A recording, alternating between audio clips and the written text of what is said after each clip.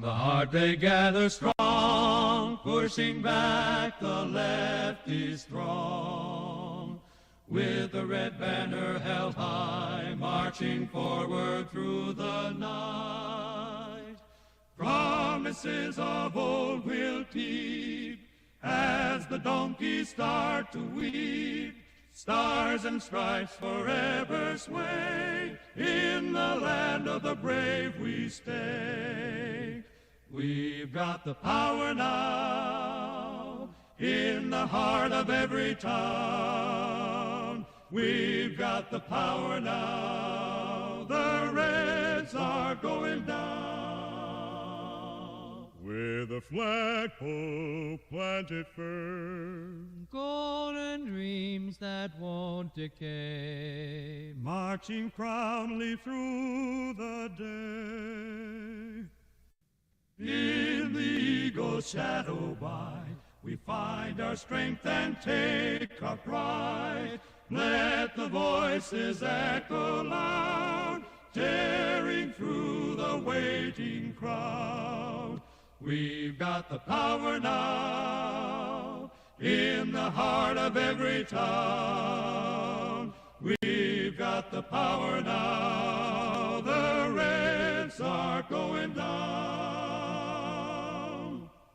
Across the plains and mountains tall, hear the victory call. With courage and with might we strive, in the light of freedom's guide. We got the power now, in the heart of every town. We've got the power now, the Reds are going down.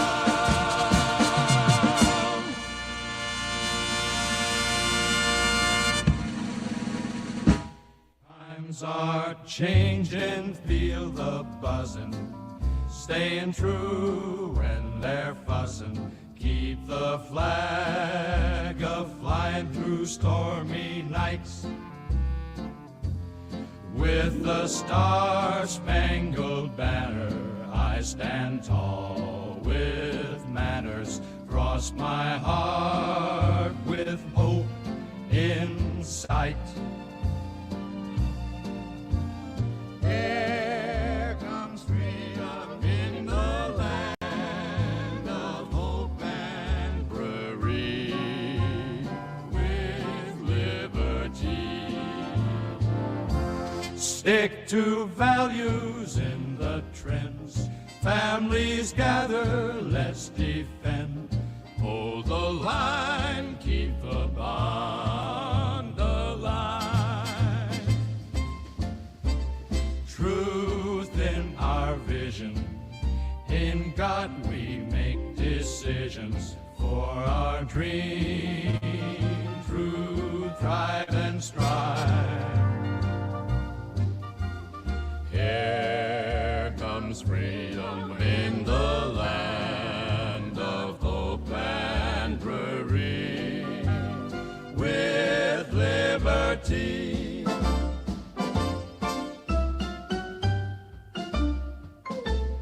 We'll keep fighting for what's right, standing strong in the night. Here comes freedom in the land of hope and bravery, with liberty. I thought the world would turn slower, not as fast as it does. Conservative hearts were steady, sure and just because. A simpler time of values, when right was what it was. It seems like those days vanished with just a fleeting pause. Right-wing dreams of yesterday, steady in the fray, keeping timeless traditions, leading all the way. In the diner, sipping soda pop, jukebox tunes that never stop. I see faces from different scenes. lost the cultures on a different stream.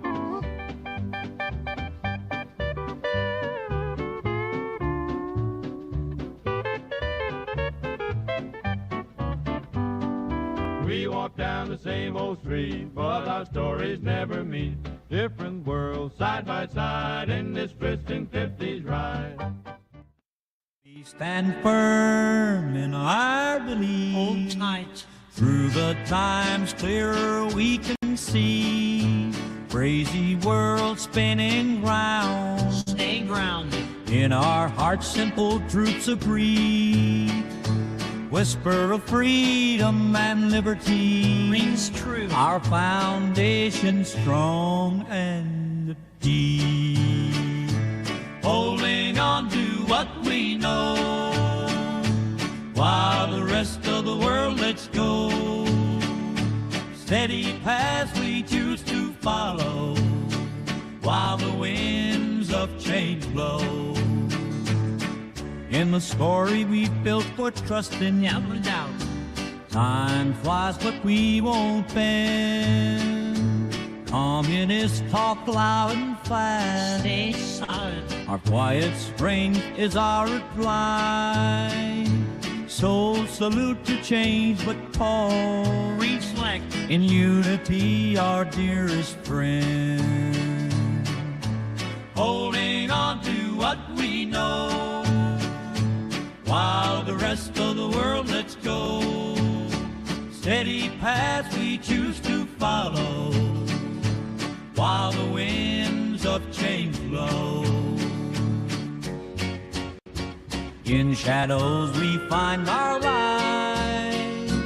Through chaos we stay upright. Stay With courage, faith on our side. forever.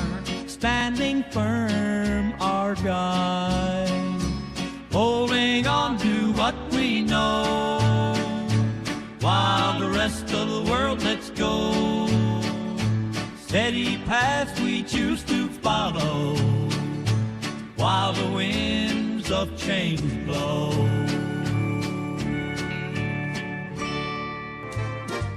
I'm glowing in the night, shining like a star in this atomic age, a brighter by far. Untouchable energy, it's a glowing affair. Ready and ready, I'll take you everywhere. I'm untouchable now, feel the power in the air.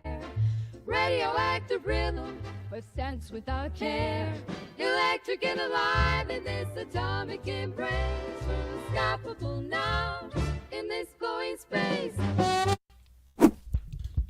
Hello, everyone, and welcome to Culturama, where on this show we are taking back tomorrow, today, and we are reclaiming the zeitgeist or traditional Americana back into the United States. I want to thank everyone that has showed up in the chat and is chatting away as I speak. And on this show tonight, we're going to be talking about the most pertinent issues and where we can recapture the conversations and the dialectic that is taking place in our country today.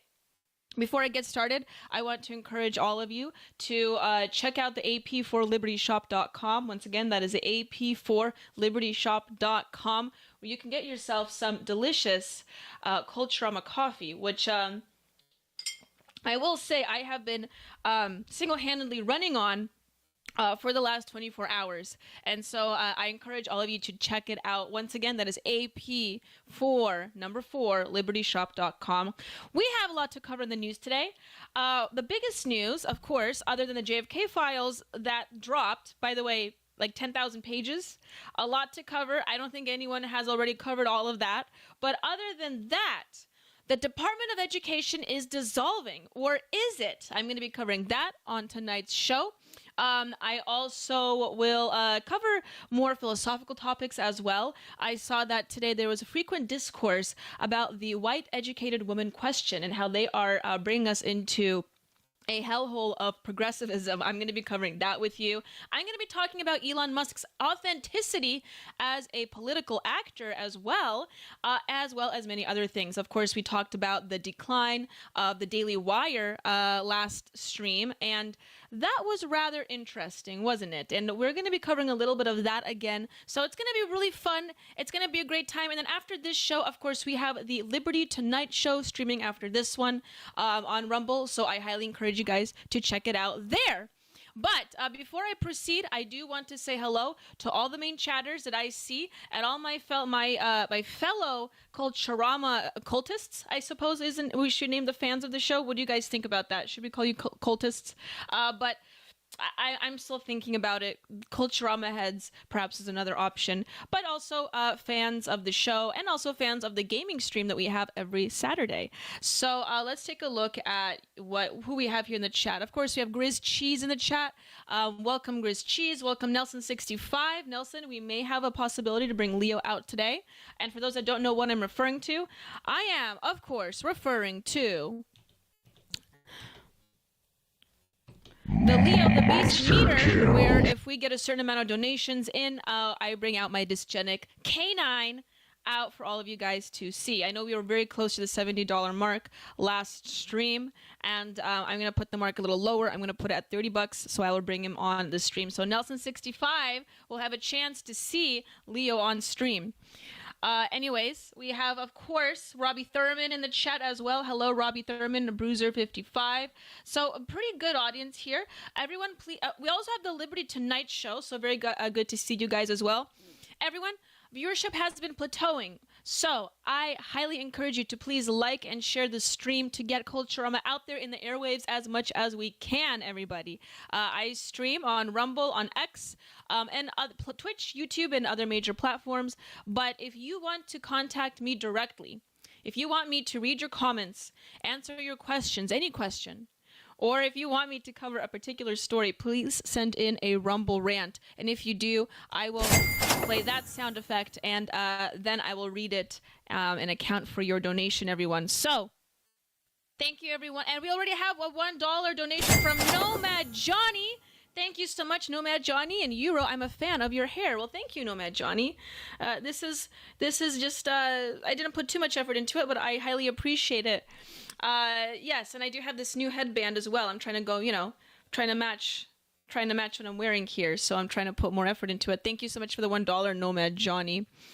Bruiser writes, has Grok cover the JFK files drop? I don't know. I might have to look into that. But before we do that, before we cover the JFK files flop, everyone's been saying that the things that were revealed in the JFK files were things that conspiracy theorists have talked about for a while, okay? And I need to get my tinfoil hat here before we get to that segment. But nothing new has been revealed in the JFK files drop thus far, from what I've heard. Now, you're not going to catch me reading it, okay? I have a life. However, I also had too many projects I'm running, but we're going to be covering what other people have said about the files. I've been listening to a number of Twitter spaces last night about it.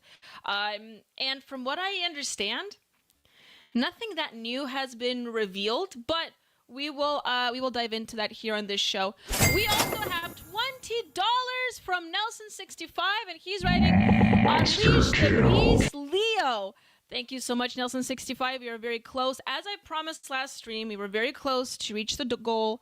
And I know you really want to see Leo again, Nelson. So if we reach $30, I put the donation meter down from 70 to 30, so I will bring on Leo sooner. So if we get like $9 more in, I'll bring Leo out, where I'll be playing this sound effect for all of you guys to listen to. Anyways, but before we do that, before Leo gets to be wheeled out here, he's right now in his cage. We have to pay the ransom toll, of course.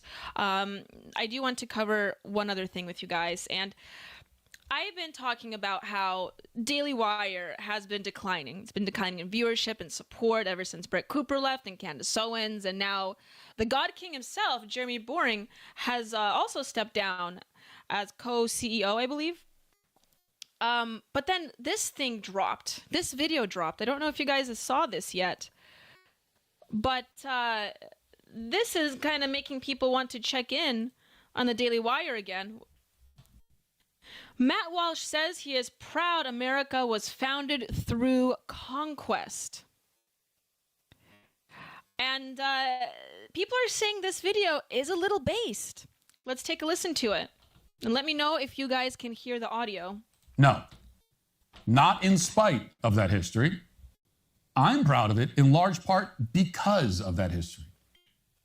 It is one of the great triumphs of all time that our forefathers had to first conquer an ocean in order to then land on a giant mass of uncharted wilderness filled with untold dangers and wild beasts, and yes, primitive warring tribes, many of whom practiced human sacrifice and cannibalism, and who, if they captured you, would torture you for fun and rape your wife and children before killing you, maybe eating your internal organs and taking your family as their property. And yet, in the face of those unimaginable horrors, our forefathers and ancestors conquered this entire hemisphere and settled it and single-handedly dragged it out of the Stone Age and built from the wilderness the greatest civilization the world had ever known. Am I proud of that? Yes, I am. Now, the natives lived in the Americas for 20,000 years. And this is something that the left and the people who hate this country like to bring up all the time. Well, they were here for so long. Yeah, they were here for a long time. What did they do in that time? During that time, they never figured out the wheel. They never figured out written language. Most of them progressed hardly at all over the course of 200 centuries. True. They were still eating each other and living in tents, many of them. True. They were still living primitive lifestyles. The great tribes of Mesoamerica had advanced the most. And by that I mean they had caught up to the ancient Egyptians by the time that the conquistadors showed up. They were building pyramids at a time when Europeans were using the printing press. Then European settlers arrived here, and in less than 3 centuries, they had established a nation. In another 70 or so years, that nation would stretch across the entire continent from one ocean to another. In another 50 years, they'd be digging a giant trench through the earth to physically connect one ocean to the other. At the same time, they would be building vehicles that can fly through the air. In another few decades, they'd be walking on the surface of the moon.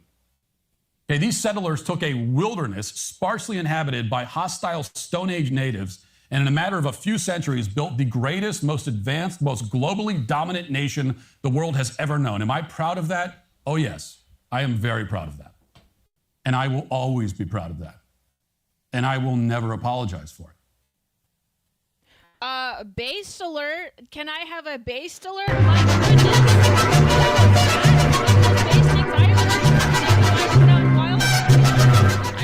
I don't have a quality sound effect for this particular video, but this is I see Daily Wire, or at least Matt Walsh, going a particular direction, which makes me want to ask you guys, if Matt Walsh went independent and if he separated or parted ways from Daily Wire, would you still watch him? In fact, would you fund his projects? Would you fund his potential films that he would put out? Food for thought, because like I said last stream, and I won't beleaguer it any longer, but Daily Wire has been progressively declining, and this is why we have alternatives to Big Con, like Daily Wire, or maybe even Turning Point USA Media, such as the For Liberty Network, which you are watching and participating in right now. The box is too loud. Yes. Okay. So, very interesting developments happening in the Daily Wire. It'll be interesting to see where it progresses on further, everybody. The next couple stories I will be bringing up for you. Hold on a second. I'm going to jump in right away to, let's see here, Elon Musk. Elon Musk is what I have on my roster, everybody. I wanted to talk about the anti-white rhetoric, okay? Because this sort of relates to what Matt Walsh was just saying, maybe tangentially. But anti-white rhetoric certainly has been proliferating. I think this is all, this is not news for me or anyone else. And it's safe to say. And we have institutional figureheads that are already institutionally legitimate, fairly large, like Elon Musk, going out there and, I suppose, speaking truth to power and saying what's actually happening. And people are now questioning Elon Musk's authenticity as an agent and as a political actor. And so I'm going to throw it over to you guys. Do you think he really is authentic? Because as we have seen, Elon Musk has been flip-flopping in his ideology and his political positions for quite some time. So I will be questioning that as we move forward. You guys be right back. I'll be right back. You guys stay put. I will be right back. I'll be pulling up those stories, and we will talk about a very interesting character as I return.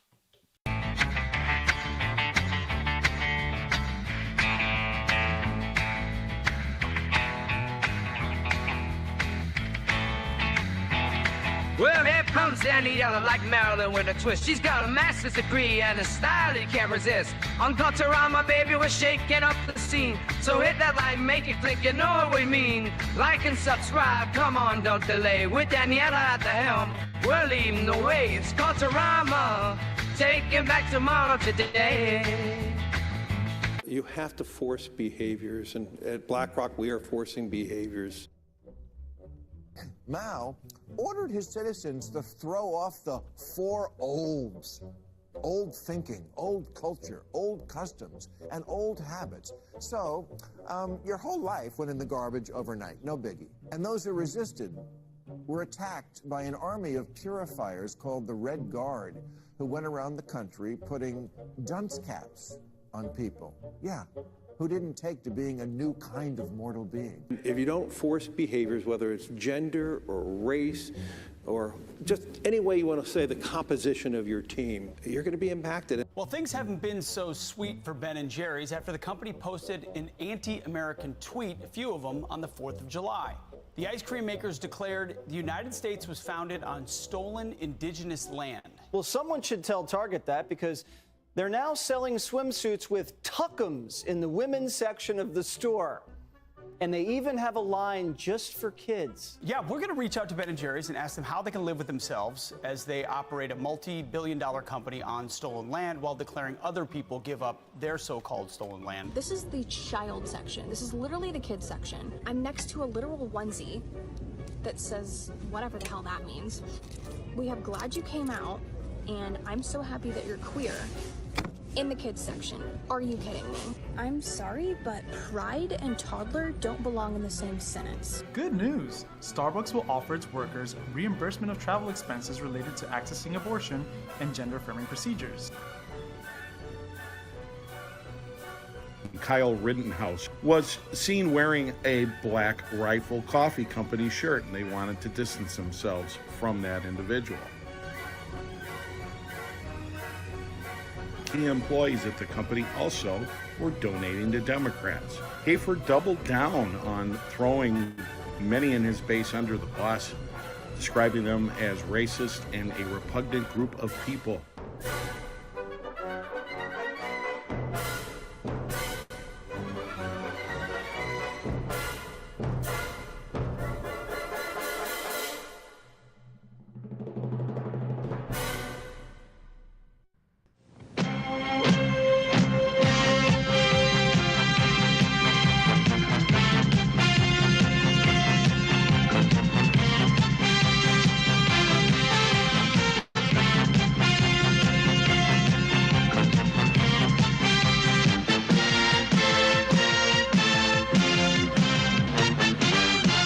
Hey, Liberty lovers, stop scrolling, because if you're tired of the same old news, then I've got just the wake-up call for you. I want to thank you for tuning in to Culturama, and I know that you're enjoying every minute of it. Join us at rumble.com/AP4Liberty. The Wake Up America show is Mondays through Fridays, 7 to 9 a.m. Central Time. It's a great way to start your day. Coffee's optional, but waking up is mandatory. Remember, at Wake Up America, we'll keep you sharp, we'll keep you laughing, most of all, we'll keep you free. I'll see you in the morning.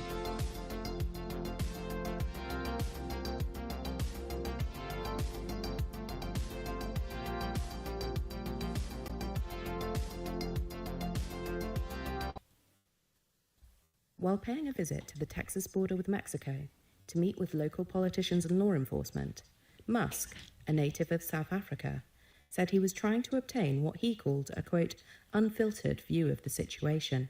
The visit came amid an upswing of arrivals of people seeking asylum in the United States in recent days.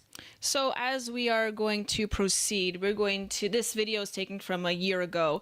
Elon Musk has been over time, sort of changing his political opinions, and people have been sort of questioning his authenticity as far as it relates to him being involved with the Trump administration. And I did come across this video of him, involving himself with the immigration crisis and questioning about what we could actually do for the immigration crisis. And so this, I think, video really exemplifies that. So let's take a listen really briefly. As an immigrant to the United States, I'm extremely pro-immigrant. And I believe that we need a greatly expanded legal immigration system, and that we should let anyone in the country who is hardworking and honest and will be a contributor to the United States. We should have expedited legal approval for anyone who sort of falls in that category. But then by the same token, we should also not be allowing people in the country if they're breaking the law. Thousands of migrants have recently arrived in northern Mexico by freight trains and on buses, then crossed the border into Texas, Arizona, and California. So clearly he's taking an interest and a valid interest in this. And this was well over a year ago, by the way. And the reason why I want to bring this up is because this article dropped here. Elon Musk, once a tacit backer of DEI, now forces on anti-white bias. Let's skim this, you guys. In the spring of 2017, 2 months after a black employee sued Tesla and alleged that coworkers frequently called him the N-word with impunity, Chief Executive Elon Musk sent out a company-wide email with the subject line, "Doing the Right Thing." The note marked one of the first times the billionaire tech icon, born and raised in privilege during the South African apartheid, engaged in a public conversation about race. He avoided making offensive comments, Musk said, but don't be overly sensitive. Part of not being a huge jerk is considering how someone might feel who was a part of a historically less represented group, Musk wrote to thousands of employees in a message later included in court filings and another lawsuit. Musk added, in all fairness, if someone is a jerk to you but sincerely apologizes, it is important to be thick-skinned and accept that as an apology. Over the next 8 years, as he became the richest man in the world, Musk shifted from a Democratic-leaning critic of Donald Trump to a Republican-friendly Trump acolyte. Who would have thought that people's opinion can change over a number of 8 years, right? He emerged as a hero of the far right, this article states, who frequently comments on racial issues and who wields extraordinary power overseeing the president's cost-cutting operation, known as the U.S. DOGE Service, the Department of Government Efficiency. We love that, don't we, guys? Musk operatives at DOGE, which we just read stands for the Department of Government Efficiency, have taken root in offices across the federal bureaucracy, sweeping up reams of potentially sensitive data, demanding drastic cuts to programs and personnel. An early target was the elimination of diversity, equity, and inclusion programs. Okay, we've covered that on the stream before. I think that was a big win. That was actually a huge win because there was certainly this anti-white rhetoric that has been going on. And I know people say that DEI isn't necessarily, created as a policy position that is meant to be anti-white, but that's effectively what it is because it's not based on meritocracy, and it's specifically seeking out those individuals that fall out of, I would say, demographic norms. While opposition to DIA programs have been a mainstream Republican position, Musk has articulated more radical views on race in interviews and posts on X, his social media platform. He has warned that, and this is a kicker here, he has warned that lower birth rates and immigration are diluting American culture and cultures of other majority white and Asian countries, which is true. Lower birth rates, countries that are experiencing this the most are Asian countries and primarily white countries, such as Western Europe and the United States.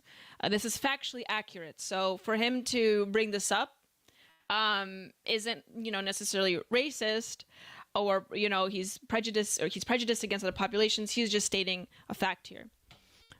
Quote, "We should be very cautious about having some sort of global mixing pot," Elon Musk said earlier this year. He has called unchecked illegal immigration specifically, by the way, they don't acknowledge that, quote, "civilizational suicide," and, quote, "an invasion," though he himself was working illegally in violation of his visa after he deferred his enrollment in a Stanford University graduate program to launch his career in the U.S. in the 1990s. Interesting. So, not the perfect actor.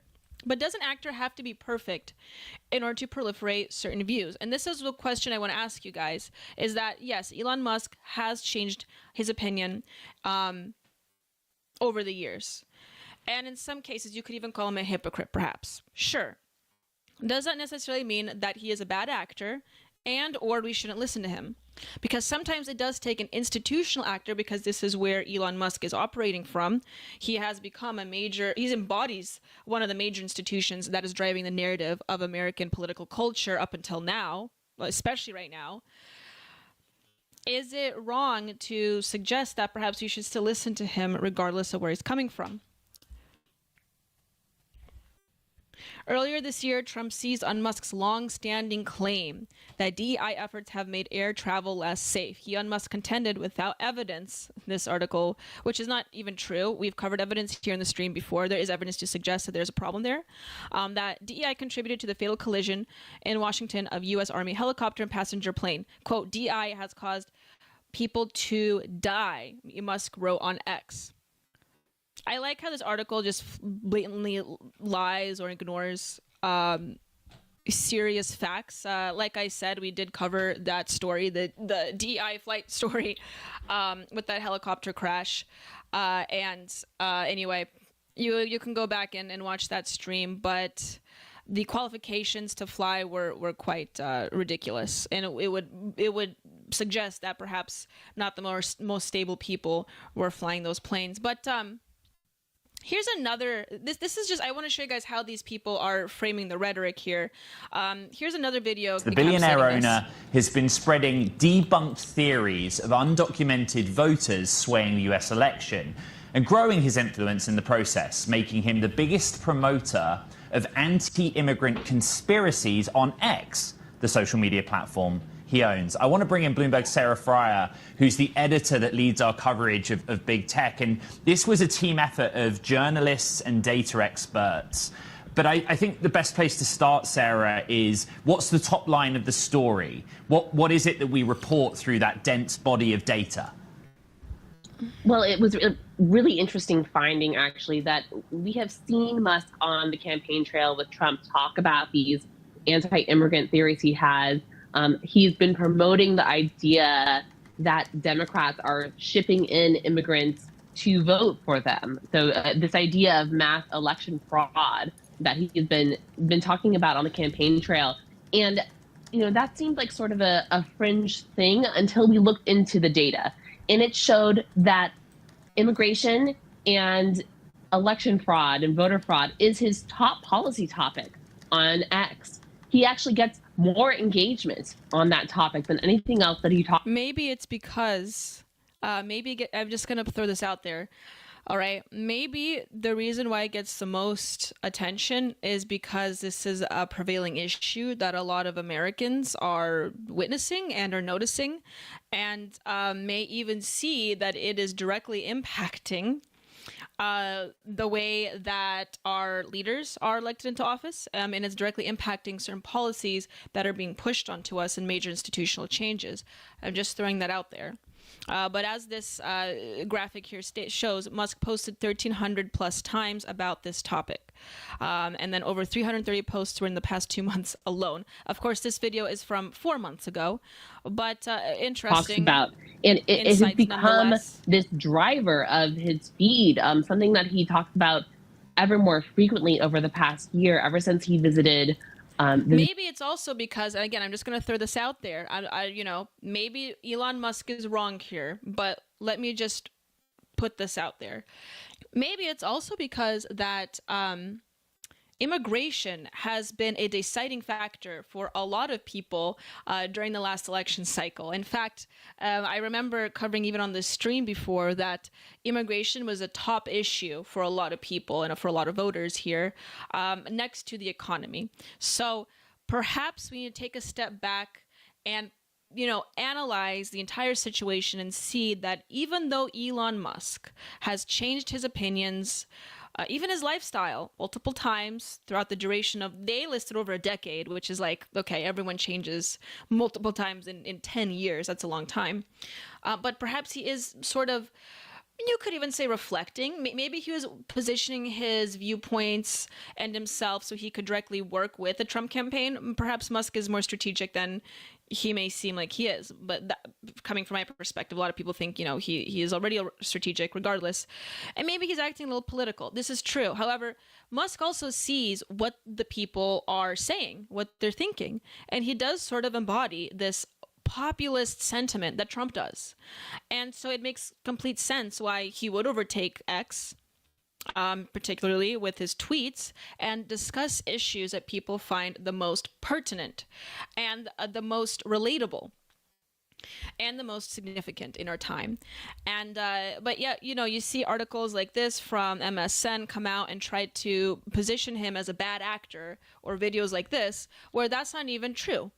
It's not true at all. You don't have to be a perfect person to instill certain values and qualities in our present culture when you do have such a powerful position like Elon Musk does, in order to espouse these and have them culturally, go through a process of cultural osmosis and dissemination. Also, just to bring the point even further, okay? Anti-white rhetoric is a real thing, okay? Elon Musk was not racist for suggesting this. He's not prejudiced. This is a real thing. And I don't think I have to keep explaining to you guys how certain DI policies or employers constantly discriminate against, just American citizens. They would opt for instance, H-1B visas over American citizens, even white individuals. You don't believe me, or if you don't believe me, that's fine. But here's a video proving this as well. This was posted today by James O'Keefe. MGM Casino Marketing Director, quote, "I'm not going to hire whites." Okay? He's just straight up saying that out loud. He's saying the quiet part out loud. Favors candidates based on DEI principles. Quote, "I'd rather hire the African American." Again, nothing to do with work experience, nothing to do with, well, you don't need perhaps education to work in a casino, and I suppose you're doing, if you're just serving, I suppose if he's a marketing director, he's hiring people for the marketing staff, maybe you do require education. But no amount of work experience, no amount of education, no amount of just absolute, raw skill or output or meritocracy will get this guy to to hire a white person. And again, or just a qualified person. It doesn't have to be necessarily white. But if it came to pass that a person that was more qualified happened to be white, this man still wouldn't hire him. Let's listen to this.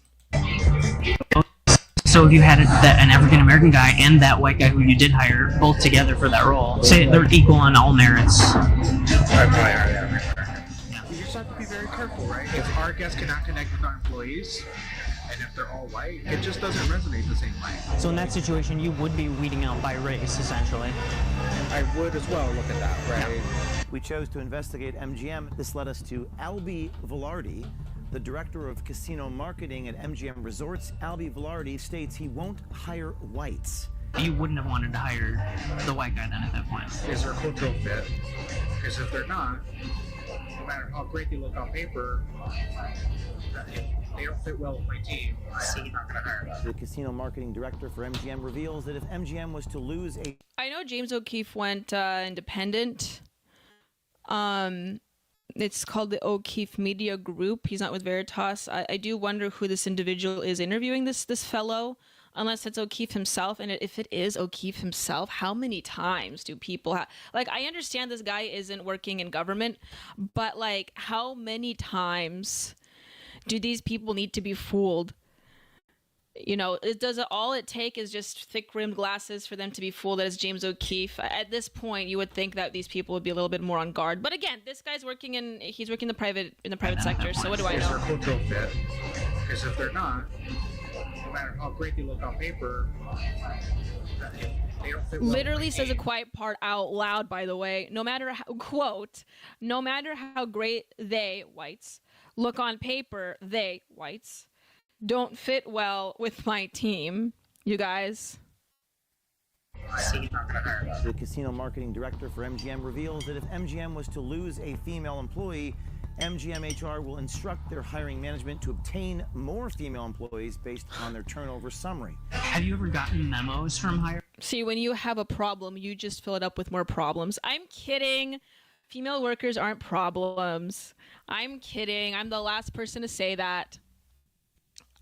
But lose a female worker, get more female workers.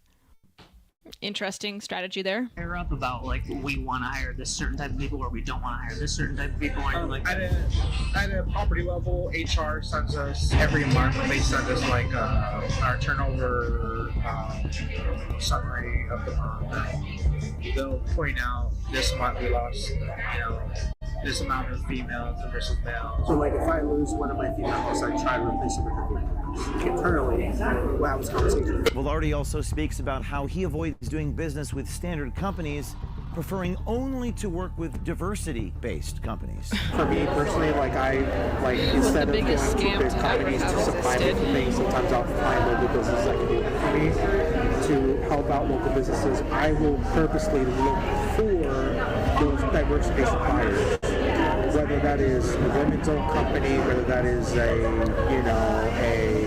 black-owned company of some sort. I worked for an organization, I suppose. I worked for an organization a while back. It wasn't political related. It was just I was just doing like basic customer service. It was for a how do you put it? It was like for a retail company, and it was smaller. It was more local, and they were listed as a woman-owned company on Google. Because you can do that. That's an option. And literally, it had nothing. It was not true. It was actually owned by a man, and it was owned by only ever men. And I think that one of the people on the board happened to be a woman. And so just for like appearances, it was a conservative company too. I'm not going to say what organization it was because, I'm not going to do that. But just for appearances, they said it was a woman-owned, and so like these, I don't know what the qualification is. I don't know who decides this. I'm sure maybe someone in the comments knows more about this. Maybe there's some kind of other third-party organization that decides what's considered black-owned or woman-owned. But I've seen it happen where people outright lie. At least on Google, that was the case, just to appear like, because when you list it on Google, it's like the first thing you see when you Google that company, and it was just kind of like literally meaningless. Literally means nothing. Whatever it is, I'm like, that's exactly who I want to work with anyway. Anyway, there you guys go. More anti-white rhetoric. If you didn't see it before, there's your example, everyone. Who would have guessed that there is anti-white rhetoric still going on in the private world, in the business world, in the private sector, and in the public sector as well? I want to thank everyone that is watching right now. Please like and share the stream, everybody. Hold on a second. There we go. Please like and share the stream, everyone. I appreciate you being here. If you haven't had a chance yet, go to the AP for Liberty shop. I saw someone threw the link in the chat. And look up Culturama, the Atomic Blonde coffee. Okay, that is a great brew. It can be enjoyed hot. It can be enjoyed iced. Certainly something to consider buying for yourself or buying as a gift for someone else, everybody. I'm going to be putting up a banner here to show you where you can go to purchase that coffee or any other any other wonderful products on the show, such as your Culturama logo pillow. We have Leo pillows on there. We have sweatshirts. We have candles even. So we have a body pillow of me. So something to go check out, everybody. And also, we're pretty close to having me hand you over to the Leo the Beast segment, everyone. We just need $10 more in donations and I'll bring Leo out. Also, send me a donation on a Rumble rant, that is, and I will be more than happy to answer any of your questions on there. So please consider that. I have my Leo pillow, Lelson65. I'm sure you have your Leo pillow in tow there. You're sitting with it. So Leo is going to come out today. If someone's generous enough to donate the extra $10, we are going to get him out of his cage. I still yet have to set up the Leo cam, but we are getting closer to that. I need some chicken wire to put in the corner of my room here, my studio. Okay, everyone, we shall be right back. Next story that I want to cover is the Department of Education. I know this has been all over the news, and it's time that we talk about it, because where else do you get your news, your front page news, other than here on Culturama with a 1950s twist, but with more e-girl. I will be right back, everyone. I'll be pulling up the next few stories. You don't want to miss this. Please share the stream so we can increase viewership numbers. I will be right back. Nelson is losing it in the chat for Leo. Leo will be coming soon. Okay, everyone, I will be right back. In the heart they gather strong, pushing back the lefty strong. with the red banner held high, marching forward through the night. Promises of old will keep as the donkeys start to weep. Stars and stripes forever sway, in the land of the brave we stay.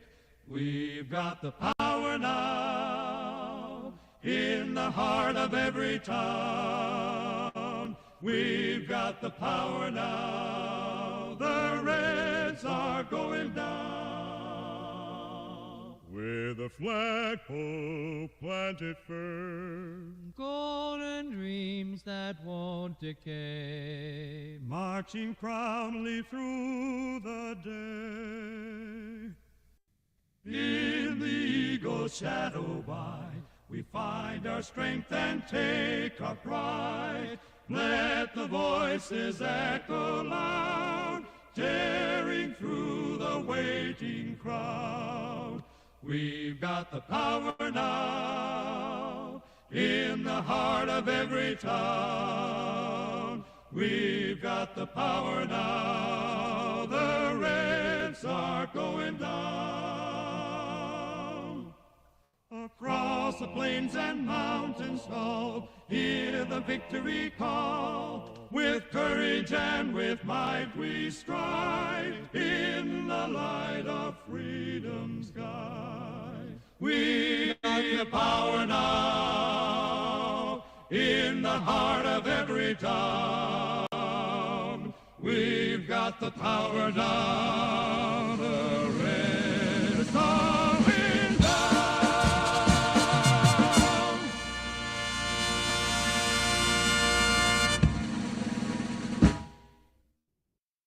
Times are changing, feel the buzzing, staying true when they're fussing. Keep the flag a-flying through stormy nights. With the star-spangled banner, I stand tall with manners. Cross my heart with hope in sight. Here comes freedom in the land of hope and free, with liberty. Stick to values in the trends. Families gather, let's defend. Hold the line, keep the bond alive. Truth in our vision, in God we make decisions. For our dream, through thrive and strive. Here comes freedom in the land of hope and prairie, with liberty.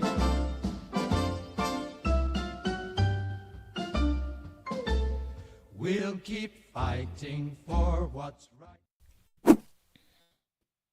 Okay, everyone, welcome back to Culturama. I see that Nelson is losing it in the chat for Leo, so all I will say is this, is that if we get $10 more in donations, we will unleash the beast once and for all here on wrong sound effect, hold on Culturama. But meanwhile, as we wait for that donation, let's talk about the Department of Education dismantling. Huh? Are you guys happy for that? I know I am.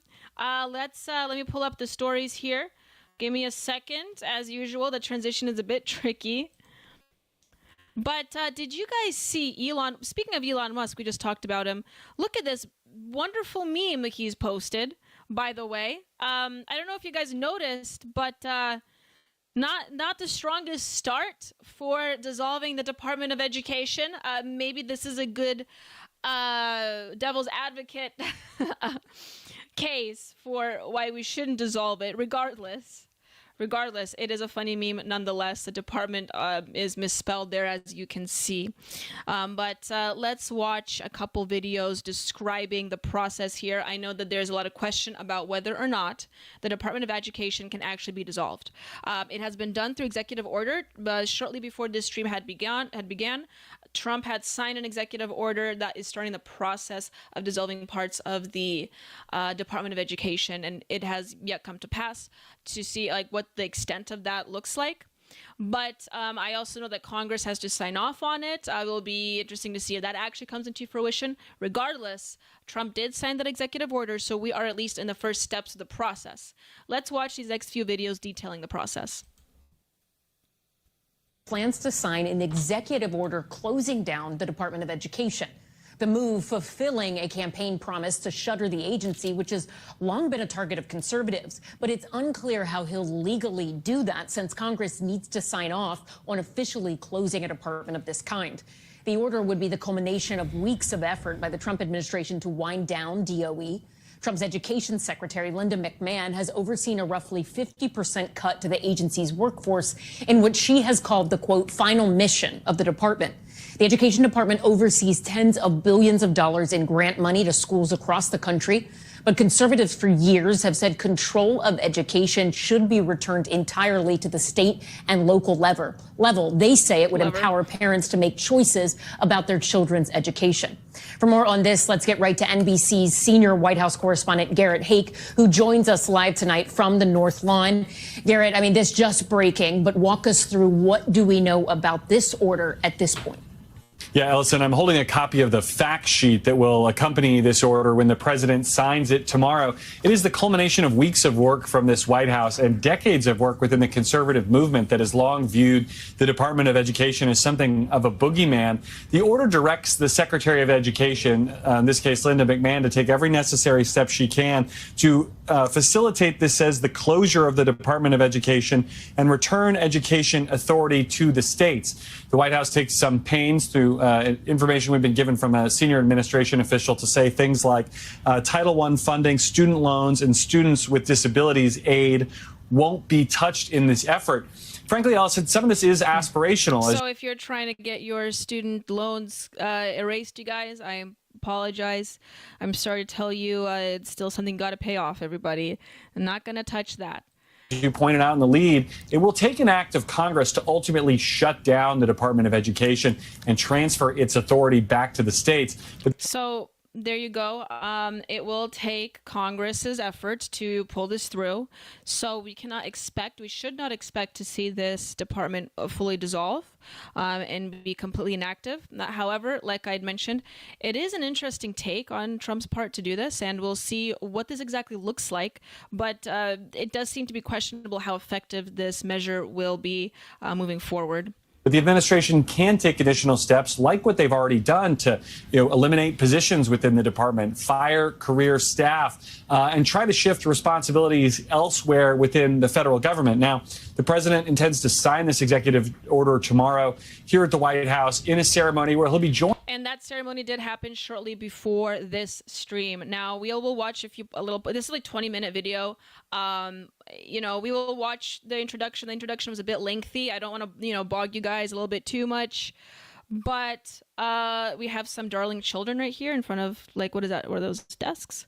But let's watch how this unfolded, shall we? I'd like to start by saying that our country is doing very well. Things are, as you can see, doing quite well. Please sit down. Sit down.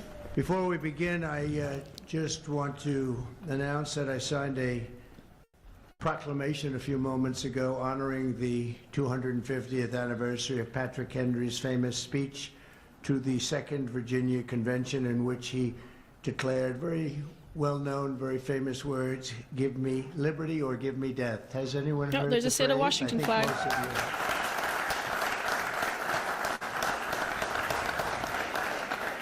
And moments ago, I also signed an executive order to dramatically increase production of critical minerals and rare earths. It's a big thing rare earths in this country. And as you know, we're also signing agreements in various locations to unlock rare earths and minerals and lots of other things all over the world, but in particular Ukraine. We're doing very well with regard to Ukraine and Russia.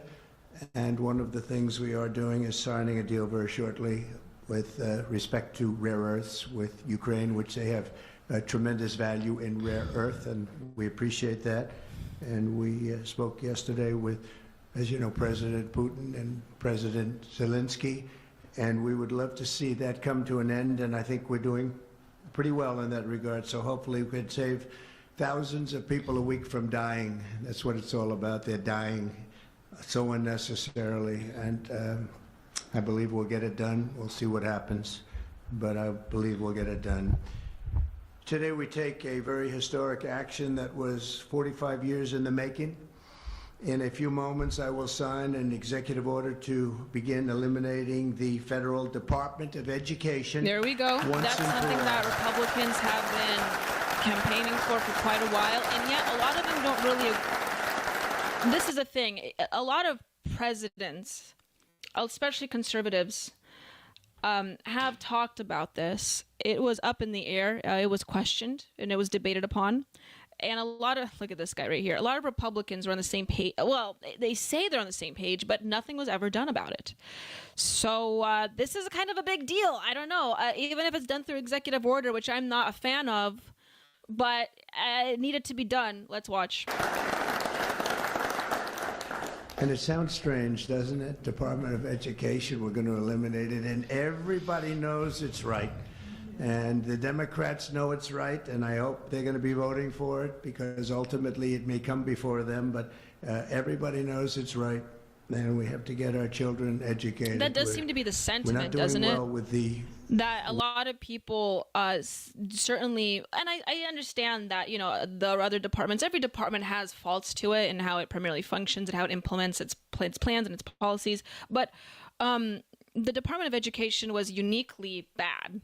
Okay, and in the way it's particularly as it deals with children, it deals with the upcoming generations of this nation, and so this is one of those departments that we really need to take seriously. And it seems as though people on both sides of the aisle, more so Republicans obviously, but people on both sides of the aisle were fairly aware of it being a problem and posing a lot of problems to the process of education and funding education and the implementation of certain programs involved in public education. So, which, as we have seen for many years now, that, you know, test scores, educational output is very poor and has been progressively declining, and a lot of people talk and say they want to make things better, but nothing has been done with the world of very little education in this country, and we haven't for a long time. And we're pleased to be joined today by the woman who I chose because she's an extraordinary person. And hopefully she will be our last Secretary of Education. Man, Linda, thank you. Thank you very much. That's another interesting statement. It's an interesting opening, right? But it's true, and people, it's been amazing how popular this has been. I tell people that this is what I'm doing today, and they say, oh, it's about time. Everybody says it. Republicans and Democrats have said it. They're all saying it. Also with us are some terrific people. Governors Greg Abbott. Greg, thank you very much. Thanks, Greg Abbott. Okay. Interesting. Governor Ron DeSantis, thank you very much. Of course, we're going to thank Ron Meatball. Ron has been a team player, you know, ever since the election. So good on him. He deserves that. Mike Braun, congratulations on your victory, Mike. That was a big one. Mike DeWine, thank you very much, Mike. All right, let's skip forward to, because like I said, it does go a bit long. Let's skip forward to his points here. He thanks quite a few people. Success. It's an amazing stat. Those are two stats you don't want. The most money spent, and you're at the bottom of the list. And that's where we are, like it or not. And we've been there for a long time. 70% of 8th graders are not proficient in either reading. Here comes the stats. Or in math. 70%, you guys. This is what I mean. The output has been so poor, and yet little was done to acknowledge this. To do something about it. So these are drastic numbers, and we're certainly not out competing or even at competing level with other countries. And so this was a long time coming. It just took a certain person to do it for us. 40% of fourth graders lack even basic reading skills, can't read. Students in our public elementary and middle schools score worse in reading today than when the department opened by a lot.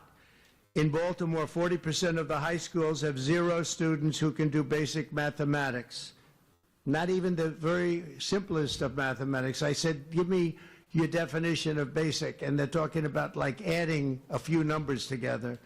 Despite these breathtaking failures, the department's discretionary budget has exploded by 600% in a very short period of time, and it employs bureaucrats in buildings all over Washington, D.C. And as a former real estate person, I will tell you, I ride through the streets of Washington and it says Department of Education, Department of Education. I said, how do you fill those buildings? It's crazy what's happened over the years. I'm pleased to report that after offering these federal employees 2 generous buyout options, and they were very generous, and they're good people, but they were very generous. My administration has initiated a reduction in force, and we're already cutting numbers that were really surprising to a lot that we were able to do it so successfully. And we've cut the number of bureaucrats in half. 50% have taken office, which is great. That was a major move. Also, look at the tie, everybody. Quite the fashion statement there.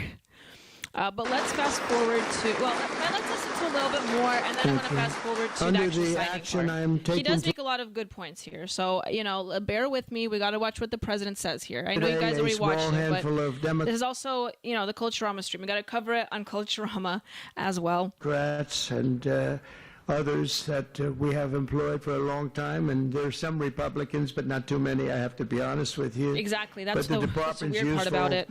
functions and such as A lot of Republicans say they want to solve this issue, but when it actually comes to doing their job and solving the issue, they just don't. They can't come around and do anything. You know what I mean, you guys? and they're in charge of them. Pell Grants, Title I funding, resources for children with disabilities and special needs will be preserved, fully preserved. They're all going to be so. If you look at the Pell Grants, it's supposed to be a very good program. Title I funding and resources for children with special disabilities and special needs, they're going to be preserved in full and redistributed to various other agencies and departments that will take very good care of them. And that's very important to Linda, I know, and it's very important to all of us.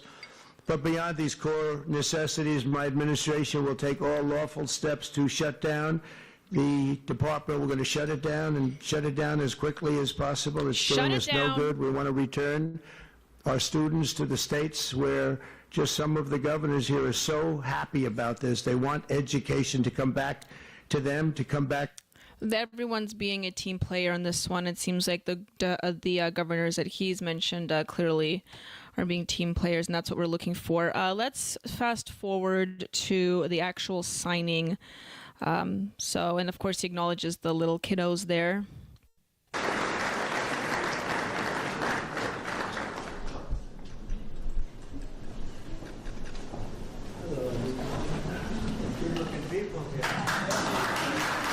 Anyone notice that Trump looks a little tired? He must have had a rough, long night the night prior. He's not acting like himself. I don't know. I think he's advanced in age, but he looks a little bit rough here. I call it like I see it, you know? He does look a little tired. Maybe he needed some Atomic Blonde coffee, everybody. Atomic Blonde coffee. You can find it at the ap4libertyshop.com. That's what Trump needs. Should I do this?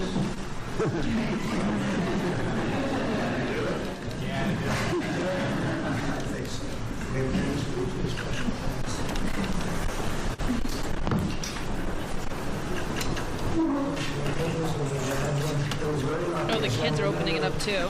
The booklets. Very good for the country, and I said, let's use that same pen. I don't know, is everybody superstitious? Ron, are you superstitious? Let's use that same pen. The echo is quite rough. Yikes, that echo is quite rough. That's on my end. That's the video. There you have it. It's signed. It's signed, everyone. The dissolution process will continue until morale improves. However, how does this exactly look like? So let's read this article by USA Today about how this exactly looks like. So President Trump signs order aimed at dismantling the Department of Education. But how will this actually come into fruition?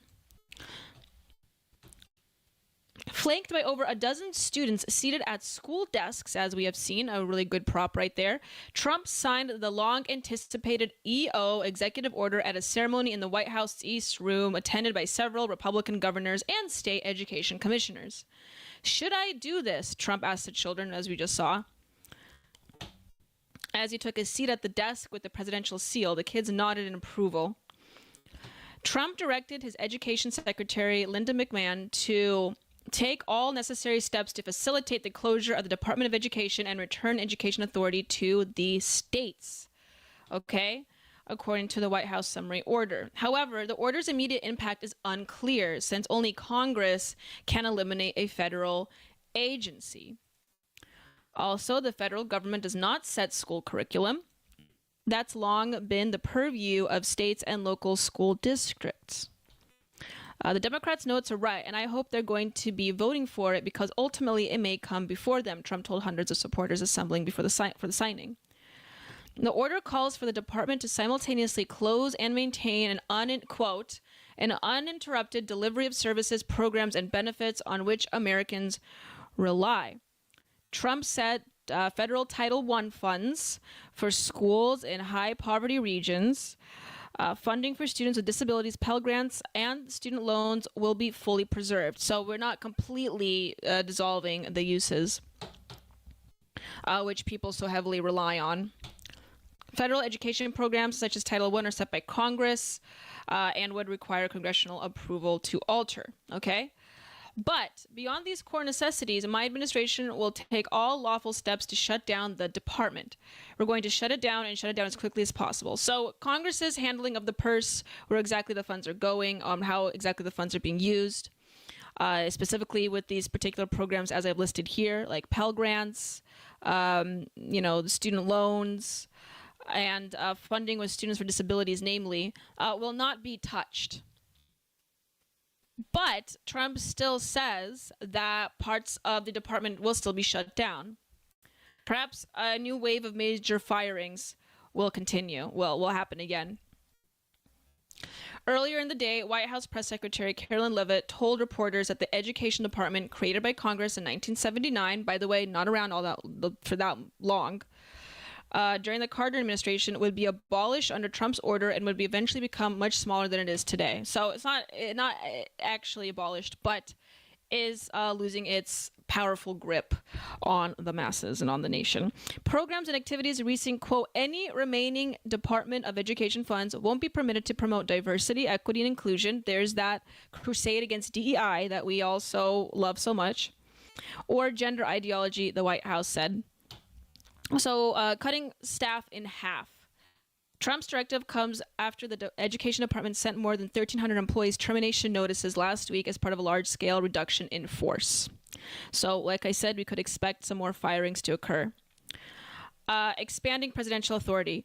Trump's orders sets up a new test for the bounds of presidential authority after a federal district judge in Maryland this week blocked his administration's efforts to shut down the U.S. Agency for International Development.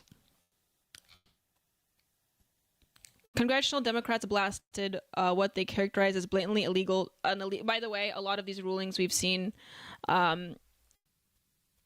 pushing back against Trump's successes, I would say, his administration is quite disheartening to see. Oh, we have Patty Murray here referenced from my state. She said a statement that that Trump was taking a wrecking ball to the agency despite knowing perfectly well he can't abolish the Department of Education without Congress. So kind of conflicting reports here. I mean, yes, Congress, it does take Congress to make the final decision on how this exactly looks like. But I do believe that, like Trump is saying, there will be an effort taking place to at least, fire a good amount of agents involved with this organization and this department. A new wave of firings will have to occur, and see that a little bit of downsizing is in order. Anyways, everyone, I want to pull up my next couple stories here for you all before we are reaching the hour mark into the show, which is great. Oh, we have $5 from Entropy Nomad. Thank you so much, Entropy Nomad, for your $5. It is much appreciated. You wrote, Rand Paul just introduced a bill to the Senate to remove the Department of Education. Did he now? Well, I do like Rand Paul quite a bit, and Ron Paul. So I do know Ron Paul's 90th birthday is going to happen as well. So that's huge. Let me see if I can look it up. Did it just happen? I mean, let me see. Rand Paul bill.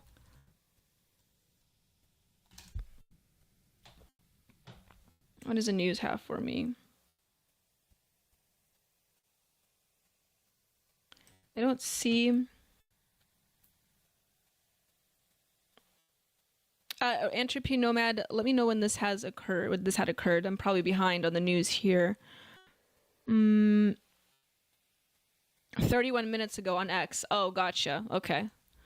Well, maybe I can find it on X here. Hold on, Rand Paul.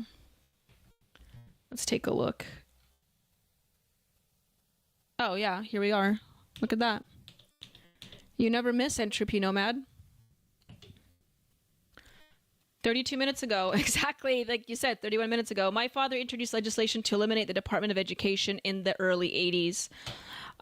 Massey continued the same bill, one sentence, and I've introduced a Senate version, thanks to President Trump working to return education to the states. This is huge. Clearly, we see people rallying towards this cause. And like I said already, this is something that Republicans and conservatives have been rallying for quite some time. And as you can see here, since literally the 80s. So, yeah, this is really great stuff happening. Abolish the Department of Education. Look at that. Isn't that a good sight to see, everyone? Is this a dream blunt rotation? I think so. I'll be right back. I am going to pull up the next few stories, and this one I think you guys are really gonna like. It has to do with women. I know the right people are gonna leave, the right people are gonna come in. So we also need $5 more. Just $5 more is all it takes to witness a circus act that you've never seen before. The beast, everyone. Stay tuned. I shall return really briefly, and I'll bring up the next story here. It's a crawling like bugs tonight. Freedom's calling, gotta rise and fight. We'll stomp 'em out with all our might. Watch 'em scatter in fear and fright.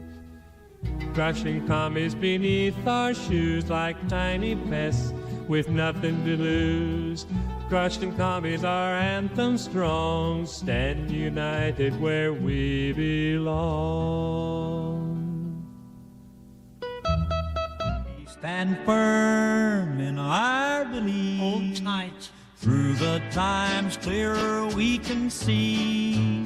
Crazy world spinning round. Stay grounded. In our hearts simple truth supreme.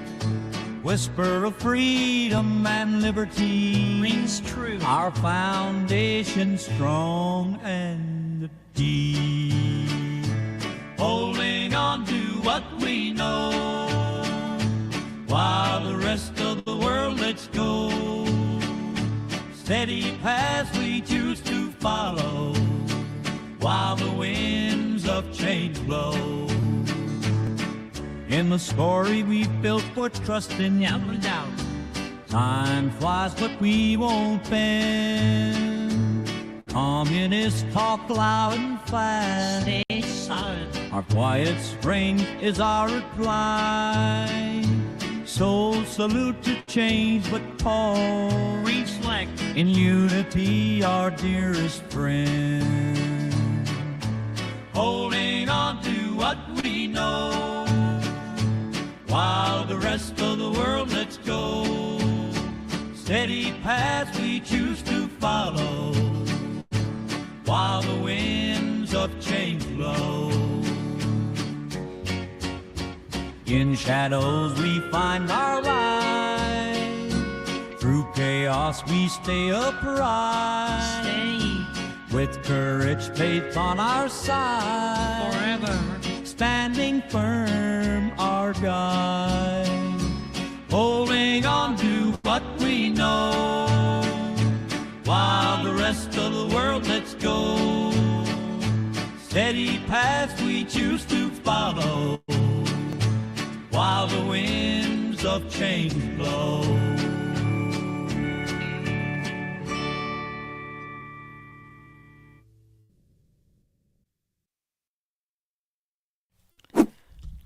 Everyone, I see it. Right now, it looks like Nelson65, you have finally released the beast here because the beast meter, the $30 beast meter, has been fulfilled, everybody. We've done it. Thank you so much, Nelson65. You donated $5 and you said, okay, you wore me down with your feminine wiles. Here's your $5. So we're going to be bringing out my dog and then I'll be talking about the next subject. So stay tuned. Also, hello, Row House. Good to see you in the chat. Appreciate seeing you here. I'll be right back, everyone. I'm going to be bringing out my dog, show you, and he will read the next few statistics here with me because I want to talk about women being one-shotted by college education, okay, and what happens with women when they go to college. So I'm going to be talking about that with you as soon as I return. So I'm going to be playing your guys' favorite commercial, and in the meantime, go buy yourself some Atomic Blonde coffee. I'll be right back.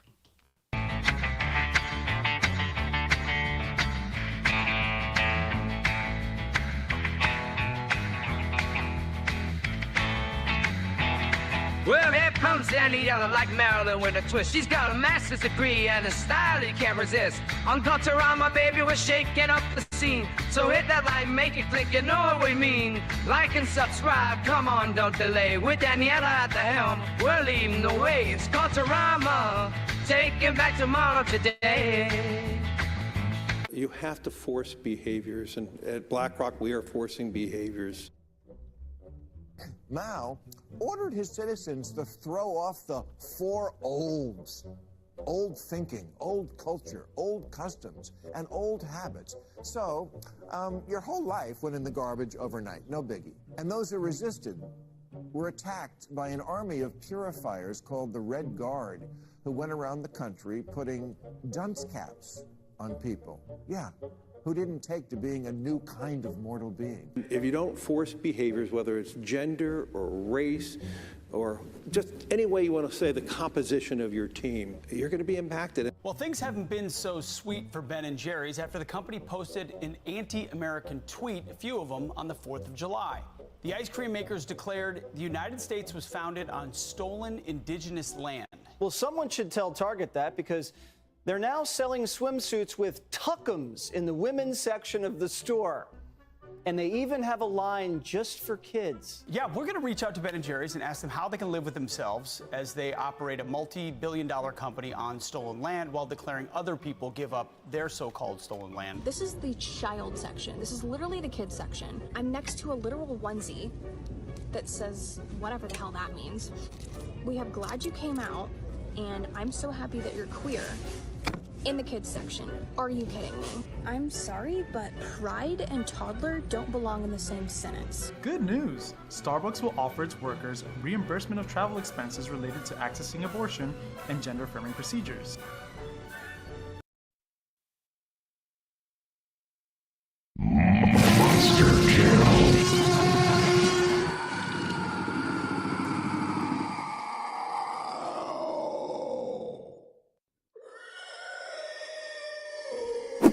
Whoops, my beater slap. Everyone, you did it single-handedly.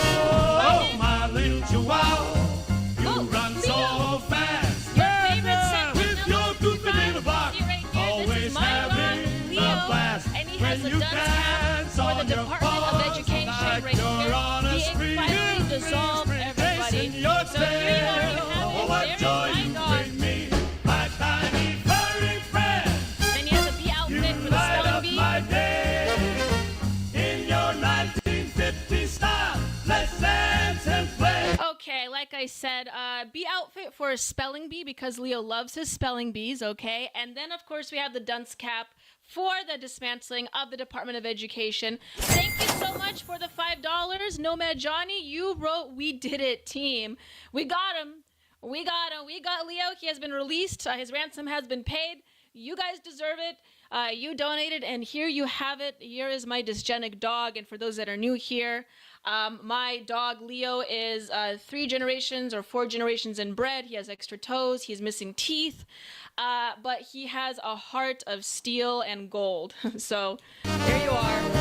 Oh, my little chihuahua, you run so fast. Of course, I always ask you your opinion on the news here. A blast when you dance. Hold on, it's a little loud. Song is a little loud. The Leo theme song's a bit loud. Chasing your tail. Oh, what joy you bring me, my tiny furry friend. Okay, as usual, I ask Leo his opinion on a particular news topic that we've covered here today, and I'm going to ask him about his opinion on the dismantling of the Department of Education and the executive order that was signed by President Trump. Leo, how do you feel about this? What are your opinions on this issue, if any?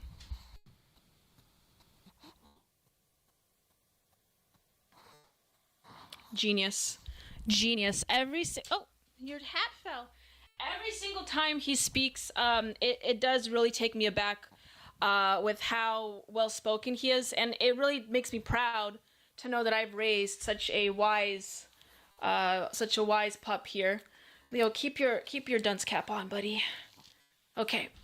All right, everybody. Oh.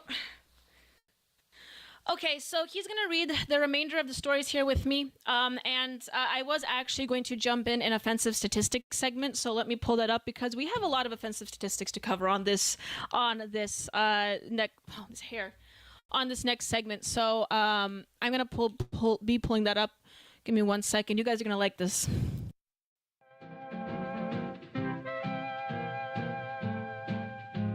Counting numbers driving me mad. Statistics piling, it's all of that. Everywhere I look, numbers inside. Adding this up, keeping me up at night. Oh, those figures dance and whirl in this cluttered number world.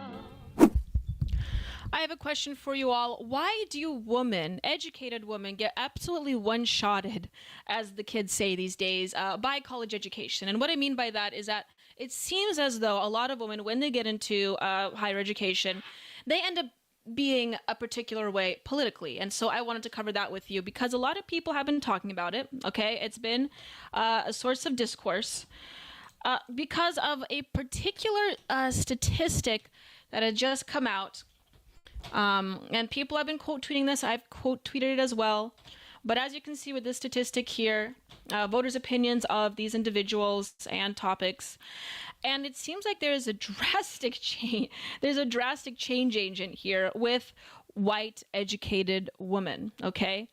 As you can see, I don't think I have much to explain here, but educated women, white educated women, lean a certain particular way politically.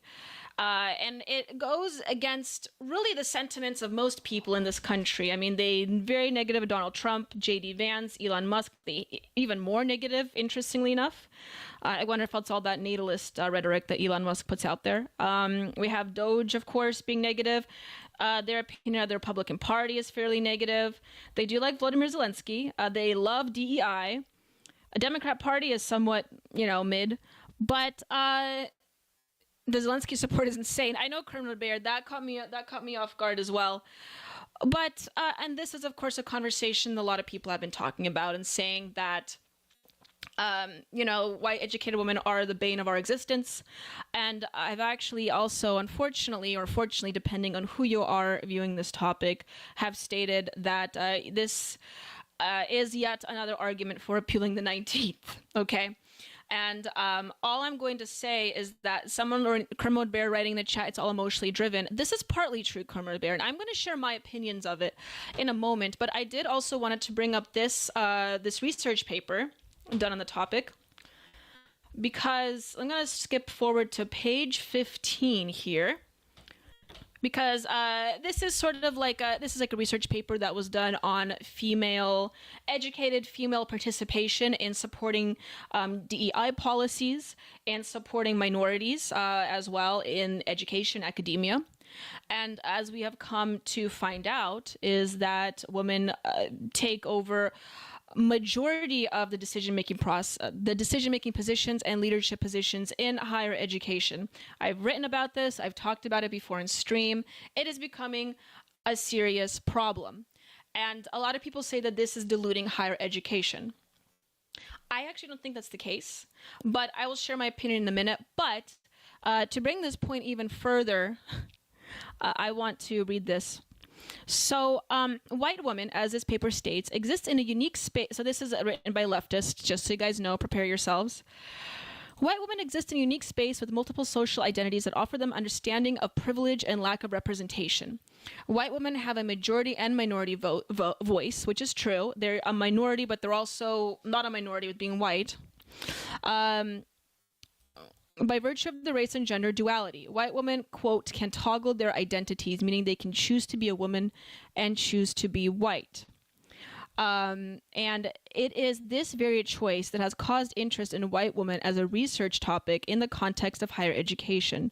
As white women are able to toggle between social identities, they also toggle between the experience of a discriminated against minority and a privileged majority. As you guys will come to understand, this paper was also written by a white woman. White women can be outspoken allies for people of color by virtue of their relative racial privilege.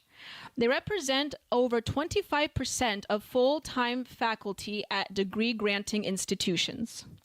White women can be a significant ally or driver of change if they felt capable.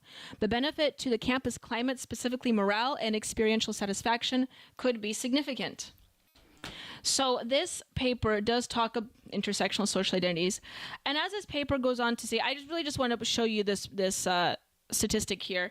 But as we see the increase of women entering higher education, you see papers like this being written, okay, by fellow white women, suggesting that white women should actually feel guilty for their specific, social position of being a white person, not just a female, but they are white, and so they should participate in the allyship of minorities. And this is a sort of stuff that I personally have been faced with when I was in higher education, and a lot of white women are faced with, white people in general, is the constant pressure of us to be allies, okay, of the minority. And I'm not just speaking about demographic minorities alone. I'm also speaking about sexual minorities, okay? Those that are, part of the LGBTQIA brigade as well.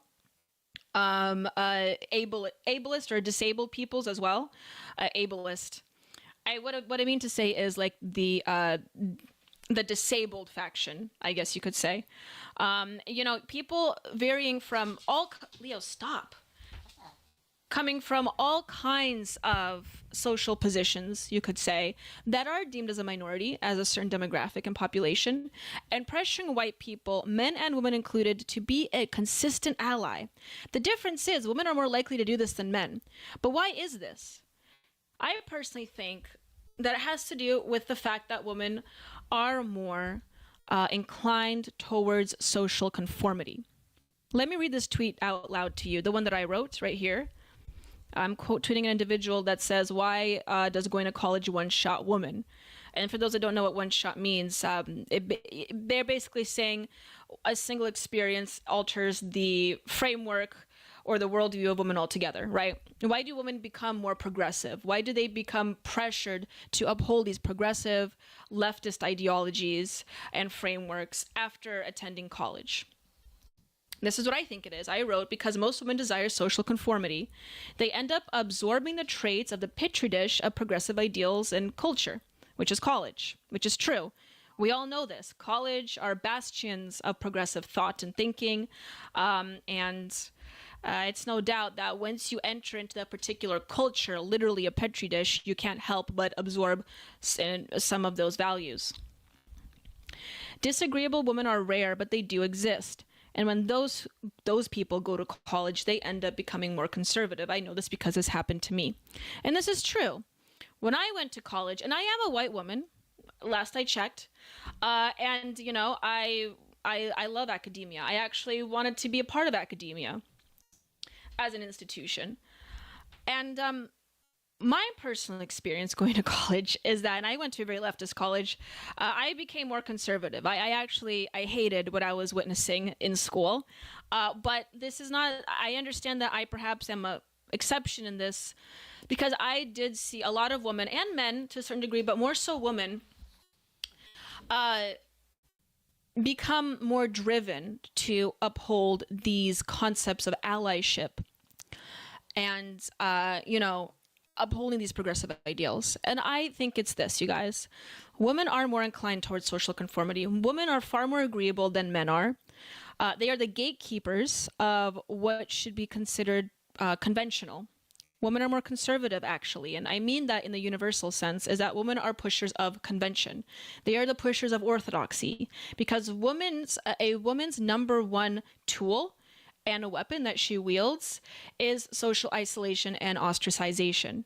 And so when someone's different, they think differently, they're posed or they're viewed as a danger, they're socially ostracized and they're gate-kept away from society. The reason why women are so good about this is because women are more inclined towards security, physical bodily security for themselves because they are the physically weaker sex, and women are more neurotic for this. And for that reason, women are more adept at social, you know, events, social connection, and assuring social conformity. And so when they do enter these, you know, bastions of left-wing thinking, what usually happens is that they're taught that this is the right way, the virtuous way, and the ethical way to go about yourselves and to go about in the world. And allyship is one of those virtues, okay? And if you're not an ally, you're not acting virtuously, you're not acting ethically. And because women are so obsessed with acting ethically as well, believe it or not, they are ethical as well, but they are more agreeable in doing so. And so when that occurs, they will absorb these talking points and this thinking, and they will try to press that upon the rest of the world. And they will do so in their voting patterns, yes.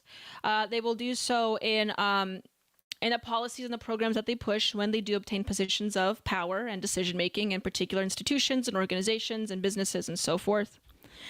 And also in their relationships. And this is primarily why, or one of the reasons why men may not want to approach women, especially romantically these days, because women are quite insufferable now. Unless, did you guys see that that video? I didn't cover it on my stream because it seemed like a nothing story, but I kind of wish I covered it now. It was from a TV show where a woman decided not to go through with a marriage, I think. It went viral like last week, I think it was, because her potential mate did not talk about Black Lives Matter enough. I'm sure you guys are familiar with what I'm referring to. Maybe I can find it. But point being is that unless you consistently virtue signal as a guy, women will socially ostracize you because they view you as a danger. Because in college, it is viewed as a danger to not even consider those facts. And the point being is that in college also, women, here's the thing, you guys, women are more predisposed to believing authority. Okay? And when they go to college, they think that this is the ultimate authority. Okay? And when it's told to them that this is what the authority thinks, and this is what the authority ensures is required for a functioning civilization, a functioning society, an ethically functioning society, therefore you must adopt these viewpoints. And women will do that 100%, most women. Is that to say that women shouldn't go to college? No, but I think that college should be a question of whether or not college is a place where you go and contend ideas, you argue, you undergo points of conflict, and you undergo a process of discovery. This takes externalized forms of thinking. It doesn't take conventional thinking. It doesn't even take conservative thinking, you could argue. But it does take a level of discovery and question that most women just don't have. Some women do, and some men do, but most people don't. More so, most women don't. And so this is really why the issue of college is an issue, and higher education is an issue with women. Okay. We have a couple donations in the chat here. Hold on a second. We have first $1 from Entropy Nomad. You wrote, white educated women are the most privileged class in society. A lack of responsibility makes them immune to rational thought. I would agree with you in part there, Entropy Nomad. I don't think it's necessarily a lack of responsibility, although I think that does factor into a certain degree. Once again, I think it's a conventional thinking that contributes to it, but it is rather interesting. I agree. It is rather interesting how. And I recognized this when I was in college pretty early on. I was like 19 when I noticed this one.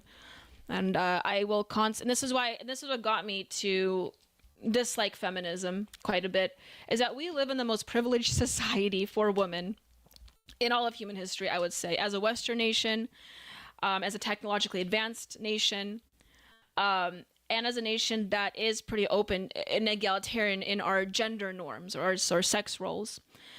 And women are in a very unique position in history in this point of time where they literally can do whatever it is that they want. They can choose to live either lifestyle, with more masculine virtues or one with more traditionally feminine virtues. And it's fine if they pick one or the other. And that's not what I'm arguing, is that one or the other is bad. But the fact that they still think, and they will still posit that they're living in a oppressive society, even though it gives them the most privileges, is quite concerning. And it really just takes a woman to ruin everything it is that's given to them. Okay, and upending all of that, we have $5 from Row House.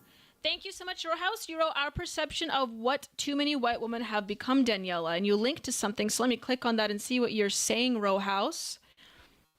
Yes, Row House, this is what I was talking about. Thank you for bringing this to my attention, Row House. Let me pull that up for the audience to see. And thank you so much for your donations. Okay, let me pull it up here on the screen.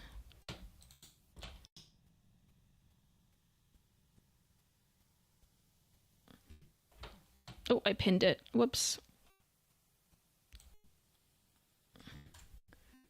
Okay. This is the clip that I was talking about. Love is Blind. Let's listen to this. Be on the same. I love you so much. But I've always wanted a partner to be on the same wavelength. And so today I can't. So as you're watching this, you would probably think, you know, this guy, it comes from very different values. Maybe, you know, she found out something that she didn't want to, that goes against her beliefs in a very major way. Like maybe she found out that he lied to her about his religious values, right? That's understandable.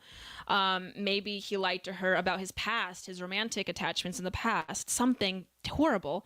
But as we proceed further with this video, we will come to find out it's actually not that big a video. I want that to be misunderstood. I still love you and everything about you is amazing. Mm-hmm. And I care about you so much. I care about you too. And I love you so much. And I know I want to stay with you and keep growing our relationship if you'll let me. We'll see. We'll talk about that. Yeah. Okay. I love you. I love you so much. I know that the connection we have is so real. And my heart is there. But we talked about a lot of the values that I hold so close to my heart. Making this decision, my mind is telling me I can't. Rise and fall right now. Unbelievable. Are you okay? Wait till you hear her reason, everybody. See me in the back. See me in the back. See me in the back. Okay. Can you feel my heartbeat? Oh my gosh. I'm fine. I'm fine. Get me out of here. No. You guys, really, I'm okay. I don't know. I feel kind of numb. Oh yeah, because it's sad. Like I was really excited about Ben, and I'm just like, he's such a great person. I just like.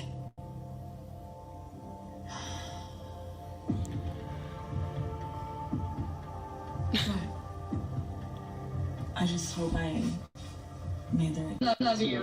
I want to skip over to the part where she talks about. I mean, I knew the whole time coming into this, the time frame. Like that's not like I feel like I know him. Like really. Yeah. Like I remember. Like I asked him about like. Okay, again, you guys, you're getting ready to marry this individual. I'm thinking to myself, maybe he like cheated on her, or he lied about an ex, or he lied about maybe having kids, or, you know, some really serious affair.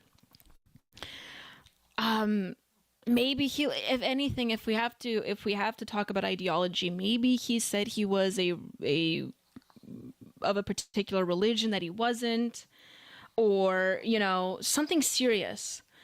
And this is what she cites. She says that it's because they talked about Black Lives Matter and he didn't have enough of an opinion about it. Black Lives Matter, and I'm no expert. But like when I asked him about it, he was like, I guess I never really thought too much about it. That affected me, especially in our own city. Like how could it not? How did it not make you think about something?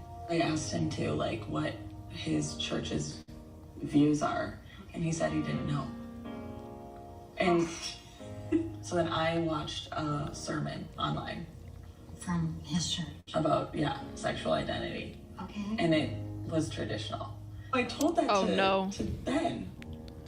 And he doesn't really have much to say about it, you know? So anyways, I don't think I have to explain any further. And I do want to clarify that this man, it's not like he was staunchly conservative and they were butting heads all the time. He just didn't have an opinion, which is even more retarded if you think about it, because like she has a golden opportunity to not argue about politics every time, because I understand, like, you know, two opinionated people coming from two different opinions, worldviews, you're gonna butt heads. And if you love each other, that's what matters most, of course. If you're willing to be with someone that have different opinions than you, some people aren't, that's fine. But you know, that can get annoying. I understand. Maybe you don't want to be involved with that. So she has a very golden opportunity as well. So she can have a guy that just agrees with her on everything, and she still threw that away. Like, come on. He was just agnostic, row house, and there's nothing wrong with that. And it's okay for a guy to say, hey, look, you know, I just don't care. I just want to make you happy. I want to make love to you. I want to put a roof over your head. I want to feed you. I want to make your life great because I'm a guy, and that's what guys want. They want to make a woman happy, right? Most of the time. Maybe not anymore these days, seeing how women are acting. But she had a really good opportunity to have a guy that just did things and not have a argument every so often. But yeah, she threw that away. Someone wrote in the chat she didn't really love him. I'm trying to find the comment. I can't find it. But I would agree with that assessment. She clearly doesn't really love him. So if you're willing to break up over a person for just like a difference of opinion on some things, or even lack thereof, that's sort of silly, in my opinion. Now, I am a little bit more flexible and a little bit more open-minded, perhaps. I do score high in openness, so I can easily be with a person that I disagree with. That's just me. But I understand not many people can do that, perhaps. Or maybe they can. I don't know. I don't know people all that much. I'm quite antisocial. Okay, I'm going to be pulling up the next story about the JFK files with the remainder of time that we have. We have 15 minutes left, and I do want to put that out because that is the title of the stream here. So Leo and I will just go over a few news stories relating to the JFK files, everybody. It's conspiracy time. And then after that, I'll have to hand this stream over to the Liberty Tonight show. And I think you guys are going to enjoy that show as well. So stay tuned, everyone, and I shall be right back.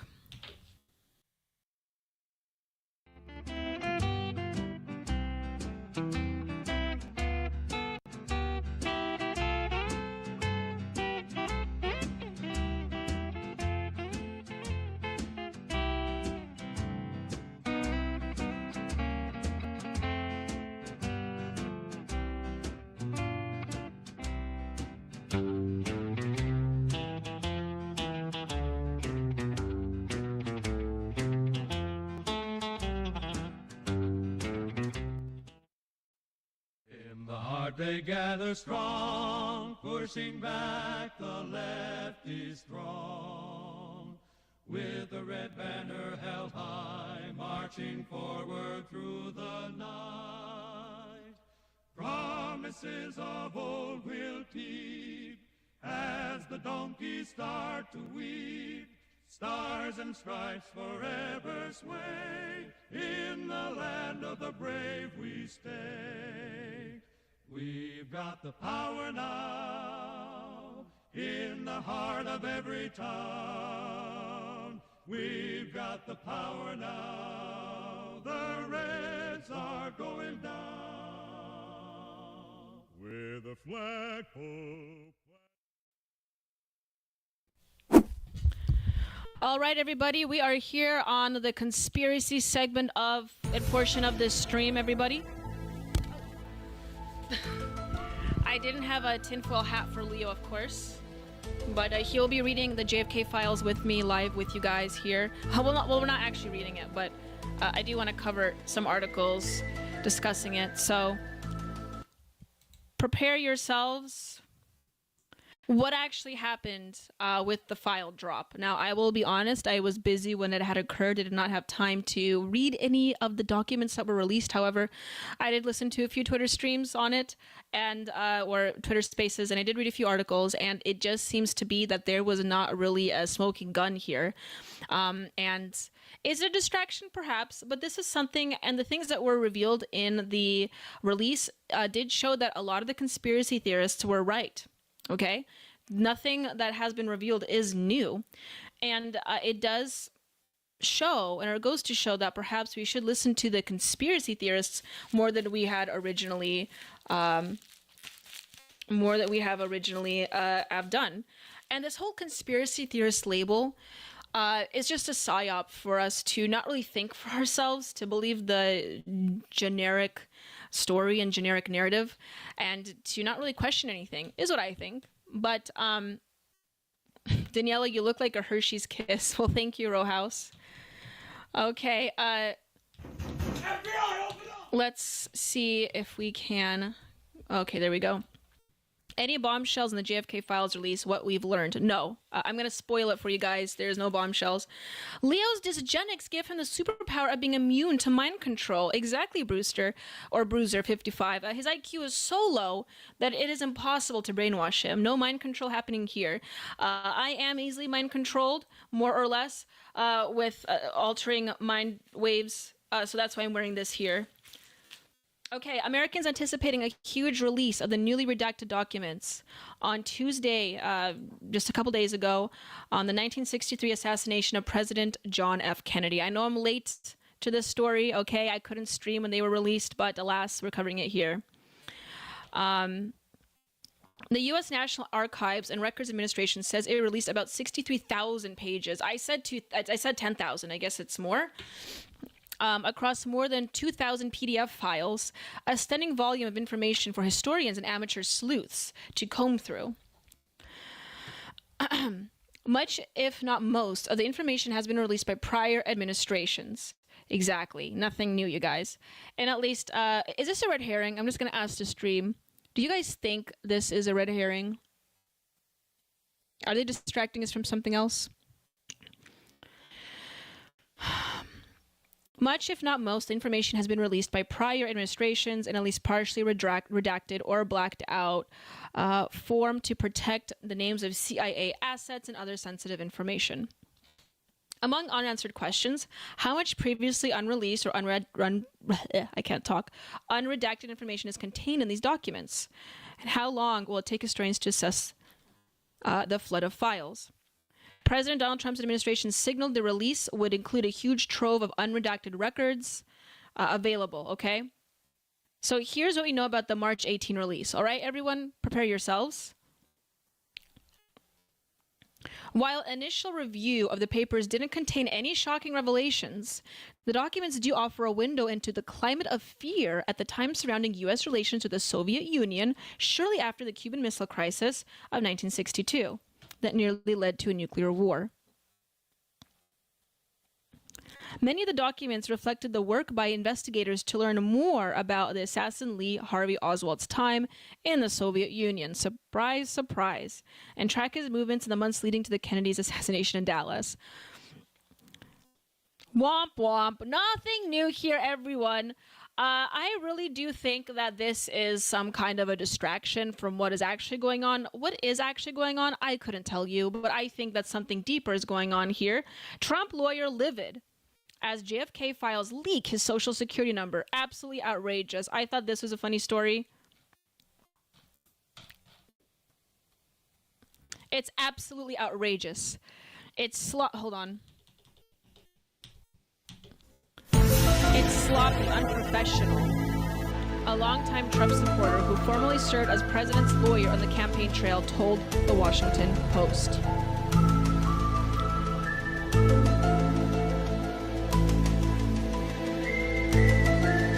We have $5 from Row House. Row House, I know what you just linked there. I was actually going to talk about it in my next video, I think.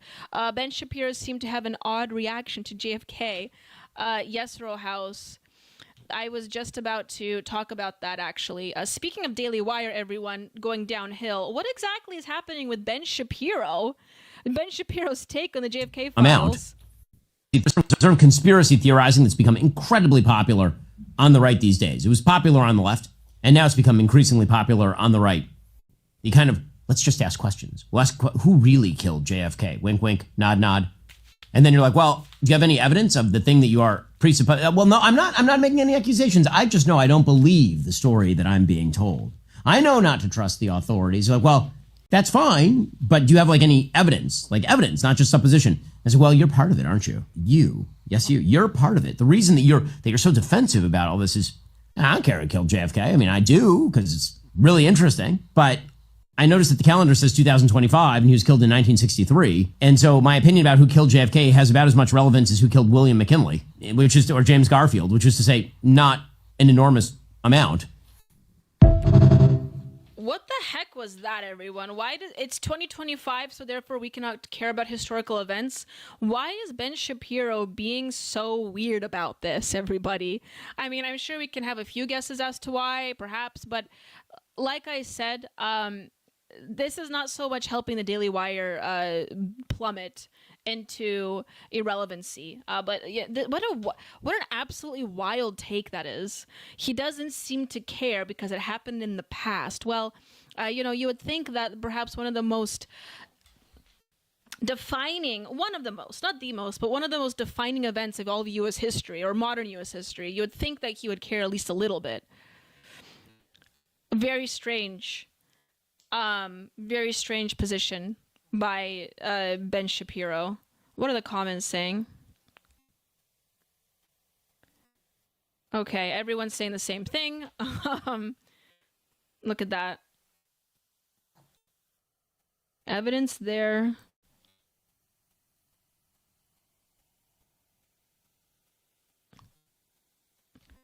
Yeah, I mean, this is not a good look for Ben Shapiro, is all I'm going to say. It's not a good look. And if he wants to be taken seriously and taken legitimately, he should probably not have said that, is all I'm going to say about that. Are there red herrings being posed with this? Yes. I think this entire thing is red herring. But I'm also not going to go out and say that we shouldn't take this, we shouldn't take that historical event seriously or want to know the truth of the matter. So, at any rate. Well, you guys, that was a stream. Oh, look at that, John Birch. Well, that was a stream, everybody. I hope you enjoyed it. Wait a second, there we go. Everyone says it looks like I have a Hershey's Kiss on my head.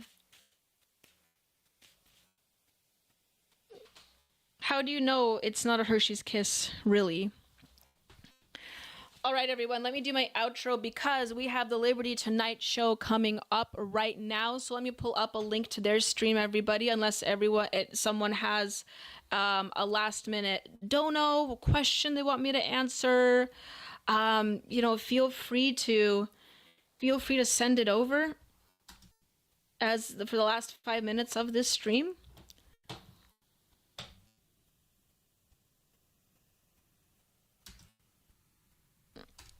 I'm glad that Leo could join us today. There we go.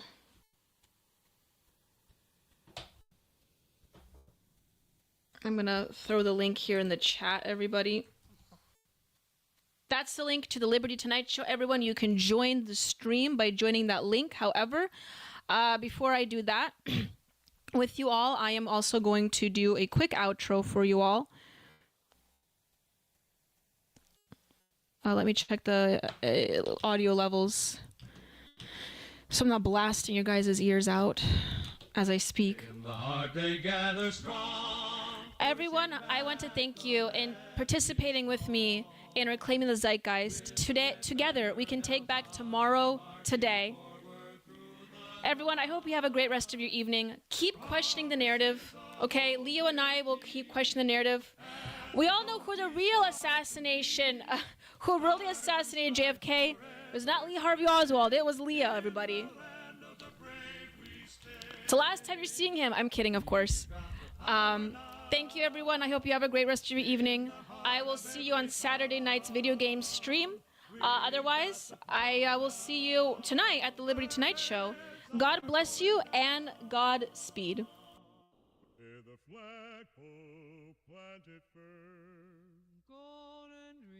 That won't decay, marching proudly through the day.